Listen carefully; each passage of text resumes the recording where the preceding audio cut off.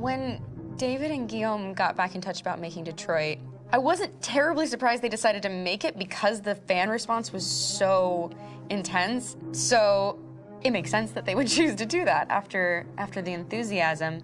It was a challenge, and it was just an interesting thing to get my head around how to approach this character now as a different, much older person, and whether or not she had changed. And I'm very happy to say that with Detroit, I've had the opportunity to see Kara grow so much more than I ever expected.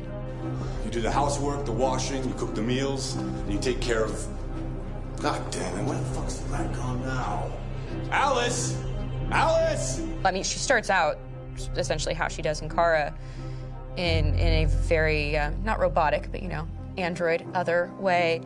And getting to take this journey where she becomes more and more human as it goes on. You know, and as an actor, that's a wonderful exploration in every way, whether it's how she sits, her posture, how her voice changes, how emotions change, and how much emotion is based on things like empathy and social experience. And so having, you know, as much material as I got with David to have this huge, nuanced arc was really incredible. Why couldn't we just be happy? This experience has been quite different than the experiences I've had shooting film or TV or doing theater work. I have 83 dots on my face and a really flattering black wetsuit type thing, and you're jumping around with props, and it's kind of like being a 10-year-old imaginative kid, which is fun. There's 80 cameras around us. It's already lit. So we just shoot and shoot and shoot and shoot and shoot. There's no change of sets, there's no hair and makeup, there's no wardrobe, so we move really fast, and we'll go through about 35 pages in a day. Working in TV or film, we'll probably do 6 pages a day. It's kind of acting boot camp. It's like working out constantly. I mean, you're doing this thing, and then you got to do something that's completely other back to back to back. And so that kind of process of working is very challenging, but it's also very exciting because you just have to keep coming up with new ideas. It goes all over the place because you're trying to keep track of basically 4 different storylines for each different response. You shot that girl, for fuck's sake. It was a machine that looked like a girl. Yeah, I know what I should have done. I just told you I couldn't. All right, I'm sorry.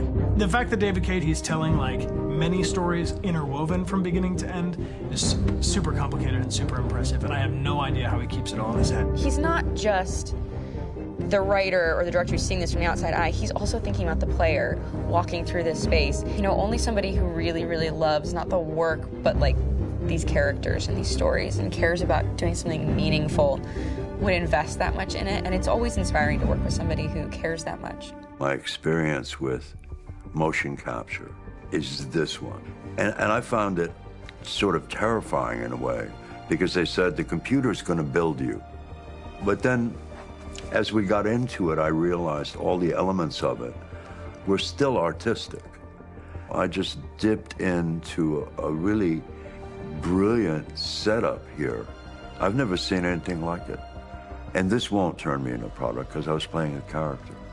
So it's wonderful. In the game, Detroit comes back because of a revolutionary industrial rebirth. And there's no reason why that can't happen in Detroit, because they have such tremendous infrastructure for millions and millions of people who can very easily support, you know, a new industry. The city is really strong and resilient, but the city has also been through so much. You see the damage. But it takes that time of kind of rebuilding and reinvesting into the city that I think is happening slowly but surely. The potential of Detroit as a city is something that this game does a lot of justice to, because it would be easy to look at Detroit as some place that used to be, and that's not the case. This game provokes a lot of conversation and reflection on our potential near-future engagement with machines. That's what we are to them. There's merchandise on display in a shop window. I think that a group that feels marginalized, feels like they, to themselves and the environment around them, and are trying to figure out a way to articulate how to get freedom. What was I designed to be? Their slave? Their toy? It plays with your comfort levels. You think that this is fine, you're comfortable with it, until something blurs the line and throws you off, and now, do I feel differently about whether this should be allowed? Should it be banned? Should it be encouraged? You're gonna ruin our lives, and for what? for a bunch of machines? They are not machines! They are alive! I'm alive! You're alive! They're nothing! There are lots of comparable comparisons to any type of persecution of religion, race, etc., dating way back. It can't just be a video game where you shoot them up or where people make these choices to do whatever. I think that's the whole point. You have the choice, and you can either choose to go in one direction with your character or another. And I think that's going to be very telling about the gamer. Very telling. I think there's going to be a really strong reaction to this game, which has such a strong perspective. I'm that much more proud of it now to get to be a part of it because it's important. In this game, you're actively building and designing the character through not just what kind of shield does he have or what color hair does she have, but like their temperament and the way they deal with problems. The different endings to this game are so radically different based off maybe seemingly insignificant choices in the moment, but like life, they all add up. And can't play life again, though.